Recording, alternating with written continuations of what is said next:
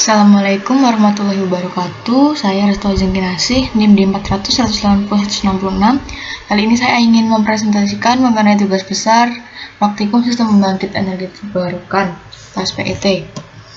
Kali ini kita akan membuat sebuah microgrid system, yaitu pembangkit listrik yang terdiri dari beberapa pembangkit listrik, yaitu yang pertama ada pembangkit listrik tenaga surya dengan kapasitas 100 kWp, pembangkit listrik tenaga bayu atau angin dengan kapasitas 200 kVA, pembangkit listrik tenaga mikrohidro dengan kapasitas 49 kVA, dan pembangkit listrik tenaga diesel dengan kapasitas 20 kVA. Kemudian ketetapan bebannya. Beban yang akan disuplai pada microgrid system ini terdiri dari beberapa beban. Yang pertama itu ada infrastruktur desa sebesar 10 kVA, kebutuhan listrik rumahan sebesar 160 kVA, faktor daya yang digunakan yaitu 0,8, kemudian total daya yang digunakan sebesar 170 kVA, di mana 170 kVA ini didapatkan dari jumlah dari infrastruktur desa dan kebutuhan listrik rumahan, sehingga 170 kVA itu didapatkan dari penjumlahan dari 10 kVA ditambah 160 kVA sehingga menghasilkan total daya 170 kVA. Kemudian daya beban harian yaitu total daya yang digunakan dikalikan faktor daya, yaitu 170 kVA dikali 0,8 sehingga menghasilkan 136 kW atau 136.000 watt. Kemudian kalkulasi bebannya, yang pertama yaitu daya beban harian sebesar 136 kWh yang tadi sudah dijelaskan di slide sebelumnya. Kemudian yang kedua yaitu daya beban per tahun. Daya beban per tahun dicari dengan mengalihkan daya beban harian dengan 366, sehingga daya beban per tahun yaitu 136 kWh dikali 366 sama dengan 49.776 kWh. Kemudian yang ketiga yaitu daya beban per bulan. Nah, daya beban per bulan ini dicari dengan membagikan daya beban per tahun dengan dibagi 12, sehingga 49.776 dibagi 12 sama dengan 4.148 kWh, sehingga dapat diperoleh daya beban per bulan yaitu 4.148 kWh. Kemudian perhitungan daya PLTS 100 kWp. Nah, terdapat banyak sekali perhitungan, yaitu yang pertama yaitu total daya panel surya. Total daya panel surya didapatkan dengan menghitung total konsumsi energi per hari dikali suplai panel surya dikali faktor koreksi. Suplai panel surya yang digunakan yaitu 50% dan faktor koreksinya 1,5, sehingga total daya panel surya yaitu 136.000 watt dikali 50% dikali 1,5 sama dengan 102 kWh per day atau 102.000 Wh per day. Kemudian kebutuhan daya panel surya. Total kebutuhan daya panel surya sama dengan total daya panel surya per panel generation factor atau PGF. Sehingga total kebutuhan dan daya panel surya yaitu 102 dibagi 3,4 sama dengan 346,8 kWp. Kemudian total daya yang dibutuhkan panel surya. Total daya yang dibutuhkan panel surya sama dengan total beban selama 1 tahun dikali efisiensi panel kali faktor koreksi.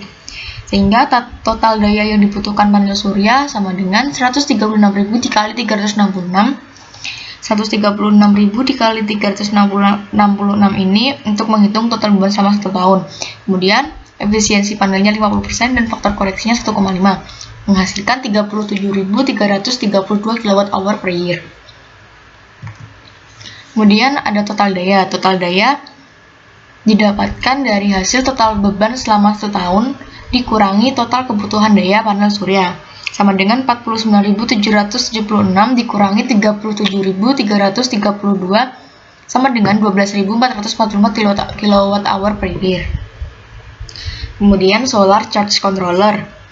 Rating arus solar charge controller sama dengan arus hubung singkat dikali jumlah nyata solar panel. Rating arus solar charge controller sama dengan 8 kali 346.800 per 100 sama dengan 27.744 dibulatkan menjadi 27.800 ampere. Kemudian baterai. Total kebutuhan energi baterai sama dengan total konsumsi energi dibagi 100% dikurangi 5%. Sama dengan 136.000 dibagi 95% sama dengan 143.157,8 watt.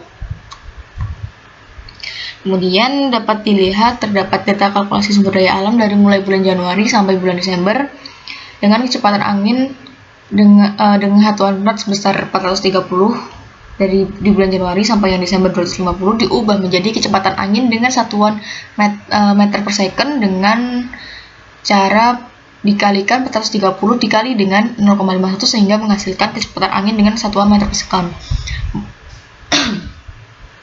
Kemudian terdapat radiasi harian dan stream flow.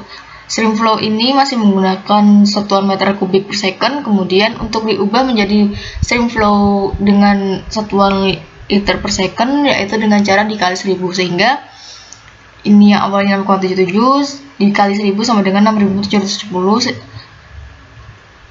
Seperti ini diulangi sampai yang diteruskan sampai bulan Desember. Kemudian ini merupakan output daya PLTS. Dapat dilihat bahwa total produksi dari PLTS ini dapat menghasilkan 105.009 kWh per tahun dengan maksimum outputnya 71 kW.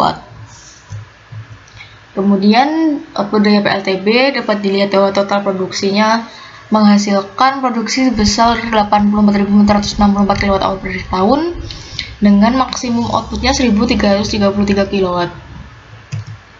Kemudian untuk output daya PLTMH total produksinya yaitu 24.594 kWh per tahun dengan maksimum outputnya 4,98 kW. Kemudian output daya PLTD atau diesel menghasilkan electrical productionnya 16.978 kWh per tahun dengan maksimum electrical output 16 kW dan minimum electrical output 4 kW. Nah, kemudian electrical ini merupakan ringkasan dari semua jumlah tadi dari PLTD, PLTMH, PLTB, dan PLTS. Di sini dapat dilihat bahwa produksi terbesar yaitu dihasilkan oleh PLTS dengan jumlah 105.009 kWh per tahun dengan persentase 45,4%, disusul dengan PLT Bayu atau angin, kemudian disusul lagi dengan hydro dan PLTD yang terakhir. Sekian presentasi dari saya. Terima kasih.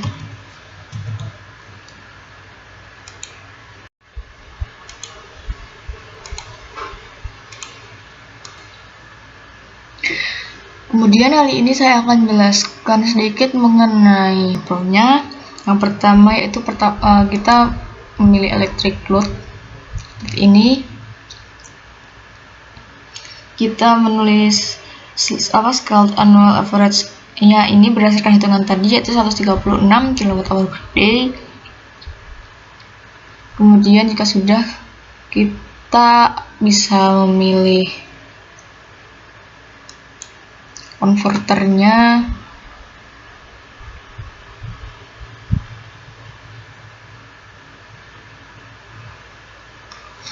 Kemudian ini konverternya dengan size-nya 150 kW. Kita membutuhkan konverter untuk merubah sumber DC menjadi AC karena semua ini merupakan listrik DC. Dan ini merupakan biodieselnya.